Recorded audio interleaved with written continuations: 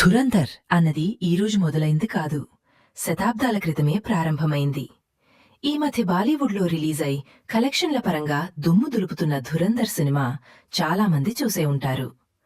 1942 సంవత్సరం, బర్మా దేశం అంటే ప్రస్తుత మయన్మార్ రంగూన్ నగరంలోని అత్యంత సంపన్న ప్రాంతాల్లో ఒకటిలో ఓ భారతీయ కుటుంబం నివసించేది. తండ్రి ఒక బంగారు గని యజమాని. పుట్టినప్పటినుంచి ఆ అమ్మాయి అపారమైన వైభవం తప్ప మరొకటి చూడలేదు. ఖరీదైన కార్లు, పట్టువస్త్రాలు, వజ్రాలు, రత్నాలు. అదే ఆమె బాల్యం. ఆమె పేరు సరస్వతి రాజమణి. ఆమె వయసు కేవలం 15-16 సంవత్సరాలు మాత్రమే. కాని విధి తొందరలో ఆమెకు రాజప్రాసాదాలు కాదు, అరణ్య మార్గాలు, గన్ పౌడర్ వాసనలు చూపించబోతుందని ఆ అమ్మాయికి కూడా తెలీదు. అదే రోజున భారత స్వాతంత్రానికి చివరి ఆశ అయిన నేతాజీ సుభాష్ చంద్రబోస్ రంగూన్కు వచ్చారు.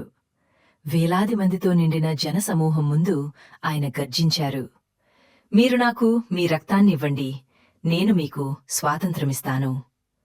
జనసమూహంలో నిల్చిన యువతి రాజమణి రక్తం ఒక్కసారిగా ఉప్పొంగింది. ఆ క్షణంలోనే ఆమె తన హారం, కంకణాలు, చెవిపోగులు అన్నీ ఆజాద్ హింద్ ఫౌజ్ నిధికి అర్పించింది.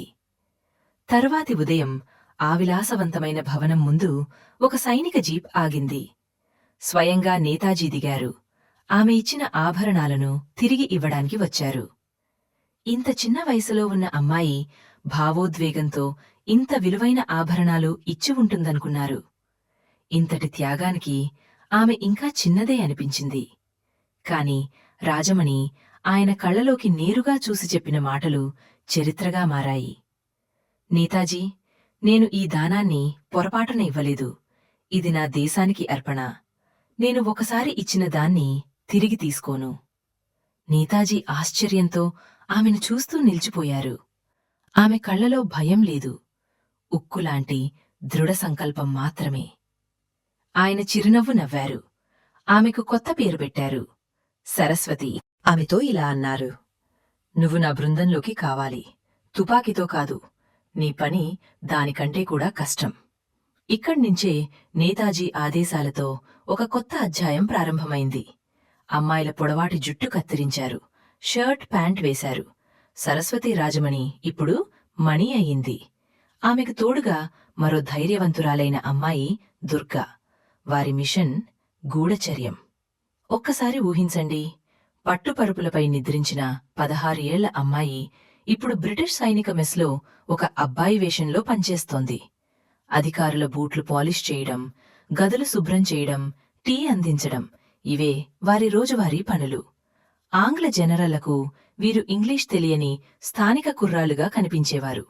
అందుకే వారి ముందే రహస్య యుద్ధ సమావేశాలు చేసేవారు. మ్యాప్లపై గుర్తులు వేస్తూ ఎక్కడ ఐఎన్ఏపై బాంబులు వేయాలో, సరఫరా మార్గాలు ఏవో చర్చించేవారు. గదిలో ఒక మూల బూట్లు పాలిష్ చేస్తూ మణిచెవులు అప్రమత్తంగా ఉండేవి. ఆమె మెదడు ప్రతి తేదీని, ప్రతి సంకేతాన్ని గుర్తుపెట్టుకునేది. పని పూర్తయ్యాక ఆమె మరుగుదొడ్డికి వెళ్లి చిన్న చిన్న కాగితాలపై అన్నీ రాసి వాటిని రొట్టెలో లేదా చెప్పుల్లో దాచుకుని ఆ సమాచారాన్ని నేతాజీ శిబిరానికి చేర్చేది. రోజురోజుకు మరణంతో ఆడే ప్రాణాంతక దాగుడుమూతలు కొనసాగాయి. కాని గూఢచారి జీవితం ప్రతిక్షణం పట్టుబడతామనే భయంతోనే సాగుతుంది. ఒకరోజు ఆ భయంకర కల నిజమైంది. రాజమణి స్నేహితురాలు దుర్గా బ్రిటిష్ల చేతికి చిక్కింది. ఆమెను సైనిక కారాగారంలో బంధించి త్వరలోనే హింసించి సమాచారం రాబట్టబోతున్నారనే వార్త వచ్చింది. ఐఎన్ఏ నియమం చాలా కఠినం. పట్టుబడితే ఆత్మహత్య చేసుకో, కాని బ్రతికుండగా పట్టుబడవద్దు. అందరూ రాజమణికి చెప్పారు, పారిపో, అక్కడికి వెళ్తే నీవు కూడా చనిపోతావు. కాని రాజమణి చెప్పింది, నా స్నేహితురాలు పట్టుబడింది, నేను పారిపోవాలా? అది నా వల్ల కాదు. రాత్రి చీకటిలో అబ్బాయి వేషంలో ఆమె కఠిన భద్రత ఉన్న ఆ బ్రిటిష్ కోటలోకి చొరబడింది. కాపలాదార్ల బలహీనతలు ఆమెకు తెలుసు. వారి ఆహారం, టీలో తీవ్రమైన అఫీం కలిపింది. కాపలాదార్లు గాఢనిద్రలో మునిగిపోయారు. ఆమె తాళాలు దొంగిలించి దుర్గా గదిని తెరిచింది. ఇద్దరూ జైలు గోడ ఎక్కుతుండగా సైరన్ మోగింది. సర్చ్ లైట్లు తిరగసాగాయి. కాల్పులు మొదలయ్యాయి. చీకట్లో పరుగెత్తుతుండగా ఒక్కసారిగా మణి కుడికాలు మండిపోయినట్లయింది. ఒక గుండు మాంసాన్ని చీల్చుకుంటూ బయటకు వెళ్ళింది. రక్తం నేలను తడిపింది. బాధతో శరీరం వణికిపోయింది. కాని ఆమె ఆగలేదు. ఆగడమంటే ఇద్దరి మరణమే. రక్తస్రావంతోనే వారు అరణ్యంలో దాక్కున్నారు. బ్రిటిష్ సైనికులు కుక్కలతో వెతుకులాట మొదలుపెట్టారు.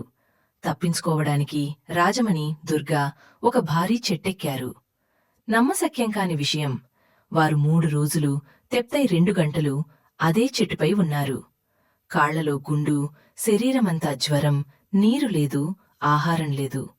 కింద బ్రిటిష్ గస్తీ. 3 రోజుల తర్వాత శిబిరానికి చేరేసరికి ఆమె దాదాపు స్పృహ కోల్పోయింది. నేతాజీ స్వయంగా ఆమెను చూడటానికి వచ్చారు. డాక్టర్ ఆమె కాలి నుంచి గుండు తీస్తుండగా నేతాజీ ఆ 16 ఏళ్ల యోధురాలికి సెల్యూట్ చేసి అన్నారు, మన సేనలో ఇంతటి శక్తివంతమైన పేలుడు దాగి ఉందని నాకు తెలియదు. నీవే భారతదేశపు తొలి మహిళా గూఢచారివి. నీవే నా ఝాన్సీ రాణి. జపాన్ చక్రవర్తి ఇచ్చిన తన పిస్టల్ను ఆమెకు బహుమతిగా ఇవ్వాలనుకున్నారు. కాని రాజమణి కోరిందొకటే, భారత స్వాతంత్ర్యం. 1947లో భారత్ స్వతంత్రమైంది. ఆమెను దేశం గుర్తుంచుకున్నదా? లేదు. చరిత్ర పుస్తకాలలో ఆమెకు స్థానం దక్కలేదు. ఒకప్పుడు బంగారు పడకలపై నిద్రించిన ఆమె జీవితపు చివరి దశను చెన్నై రాయపేట్లోని ఒక శిథిలమైన ఒక్క గది అద్దె ఇంట్లో తీవ్ర దారిద్ర్యంలో గడిపింది. స్వాతంత్ర సమరయోధుల పెన్షన్ ఇవ్వడంలో కూడా ప్రభుత్వం ఆలస్యం చేసింది. అయినా ఆమె ఎప్పుడూ ఫిర్యాదు చేయలేదు. 2018 91 ఏళ్ల వయసులో భారతదేశానికి చెందిన ఈ అగ్నిధార వంటి కుమార్తె గుండెపోటుతో ప్రశాంతంగా కన్నుమూసింది. జాతీయ శోకం లేదు, టీవీలో పెద్ద వార్త లేదు. కానీ ఈ రోజు స్వతంత్ర భారత ఆకాశాన్ని చూస్తున్నప్పుడు మనం గుర్తుంచుకోవాలి, ఈ స్వేచ్ఛను ఒక 15 ఏళ్ల అమ్మాయి తన కాళ్ల రక్తంతో, తన మొత్తం జీవిత త్యాగంతో చెల్లించింది. ఆమె పేరు సరస్వతి రాజమణి. ఆమెను గుర్తుంచుకోండి. చరిత్ర ఆమెను మరచిపోయినా ఆమె రుణం నుంచి మనం ఎప్పటికీ విముక్తులు కాలేం. ఎందరో త్యాగధనులు అష్టకష్టాలను ఓర్చి సంపాదించి పెట్టిన దేశ స్వతంత్రాన్ని నిలబెట్టుకోవడమే మనం వారికి సమర్పించే నివాళి. జై హింద్.